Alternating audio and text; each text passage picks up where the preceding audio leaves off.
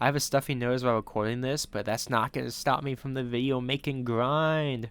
So, you want to build Vazi Key Negotiator. Well, let me show you how a real Vazi player builds her. Vazi Key Negotiator is 2, a black, a red, and a green for a 3/3 legendary creature human advisor with haste and tap. Target opponent creates X treasure tokens, where X is the number of treasure tokens you created this turn.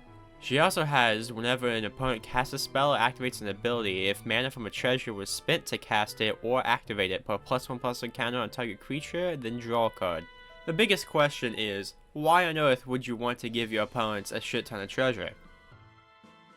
Now, you may be asking, Kyle, how do we get to 5 mana efficiently to get our commander out? And to that I say, how do you know my name? And 2, as someone who's cripplingly addicted to 3 mana or less commanders, I hear you.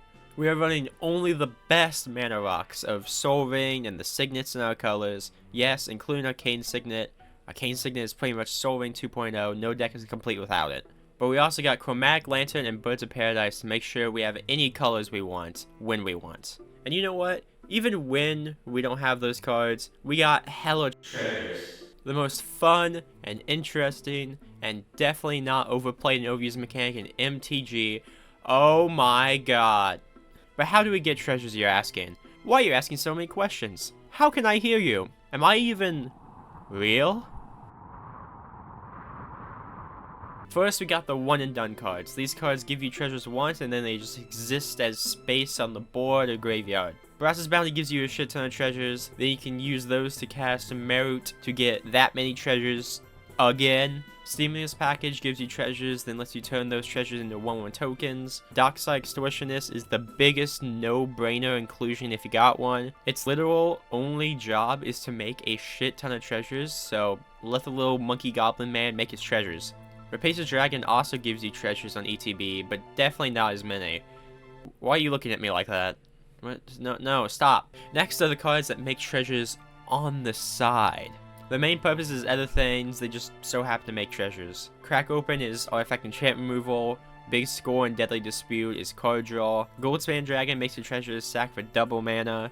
Blood Money is a board wipe, and Vraska Relic Seeker creates tokens, removes a lot of stuff, and an ult that pretty much kills someone. Seriously, this card is so cool. Why does it see so little play? I do not understand. Next up are some of the best cards in the deck. These cards passively create treasures. The game can be at a standstill and you'll still get treasures from them.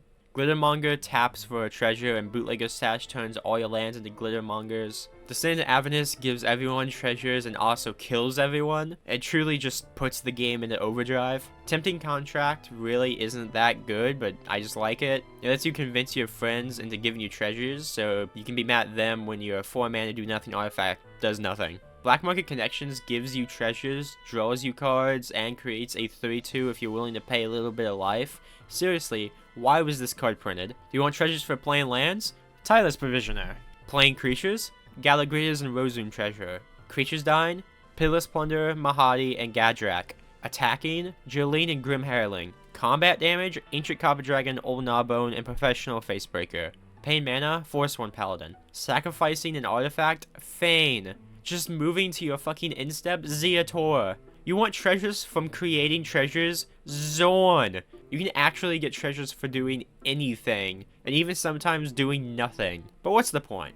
You get a lot of treasures. You give your opponents lots of treasures. What's the point? How do we win?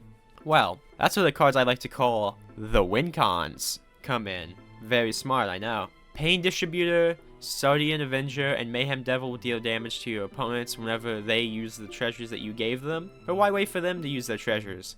Use your treasures to kill them. Marionette Master, Nadir's Nightblade, and buff up your board and swing and kill them with Mazarek. But you know what? Why even waste your treasures to kill them? You might want to use them for something else. Kill them by just getting treasures. Hedron Detonator or Reckless Fireweaver are probably the easiest way to get things done. Not to mention Relevant Riches, which actually lets you win the game for just having treasures. But a card that just says win the game isn't that interesting, so let's move on to the goofy cards. Since Vazi giving opponents treasures is a tap ability, we've got plenty of ways to untap her. Mage Red Stone and Partial Seal, so we can use the ability multiple times a turn, along with Thousand Year Elixir and Tyvar Jubilant Brawler, which are pretty much the same card as each other. The haste granting doesn't matter, just more untap effects. We also got goofy treasure synergy cards. Chatterfang gives you squirrel tokens whenever you create treasures. Caddy Manufacturer gives you food tokens and clue tokens whenever you make treasures. Jahira lets you tap your treasures for green instead of sacking them. Manglehorn makes your opponent's treasures enter tap so they can't use them against you on your turn. Also, make sure you're gaining a shit ton of life from sacrificing your treasures with Fangren Marauder, or get a huge squirrel with Ravenous Squirrel. You can also draw a shit ton of cards from people using treasures with Viridian Revel, but every time I tried to buy the card, it was sold out in Card Kingdom, so I don't have it and it doesn't count. Instead, just say fuck it, turn everyone's treasures into 3/3 centaurs. But it doesn't matter what you do when your opponent does more things and better things, especially with the mana that you gave them. So we need removal, and we got it. Chaos Warp is the red auto include. Vandal Blast is a fuck you, no treasures for anyone button. Terra Thunder is one of the best removal spells printed in recent years, and I'm running it every chance I get. Decimate is a 4/1 removal, granted that all the targets stay on the board before resolution. Vraska Glory Queen is decent removal on the Planeswalker with card draw tacked onto it as well. And Vraska Betrayal Stain is an awesome card that I just like and turns someone's creature into a treasure, which is close enough to being on theme for me to still run it. And then we got the final cards, which are just good cards. Second Harvest pretty much doubles your treasures along with any other tokens that you create along the way, which is insane, especially for 4 mana. Gamble is the only tutor that tutors for any card that doesn't make everyone immediately roll their eyes, but most of the time it's just Red Entomb, so use it either way you want. And Sporefog is a 10 out of 10 card. I genuinely run it in every green deck I have, which is a lot, and it is way better than it looks. Run it, trust me, it goes hard. And from there we got lands. Run whatever even split of basic lands you want, and whatever dual lands you happen to have. But here are mine, in case you really want to be just like me. And that's all. Is it a good deck? Can be. Is it fun? Hell yeah. Make a shit ton of treasures, give other people a shit ton of treasures, and face the consequences of your actions.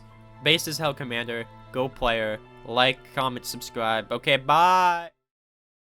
Alright. I'm going to tap my commander, pay 1 to untap her, tap her again, pay another 1 to untap her, then tap her for a 3rd time. Now you each have 10 treasures. Then I'm going to play Dockside Extortionist and get 30 treasures. I'm going to sacrifice 2 treasures to counterspell your Dockside.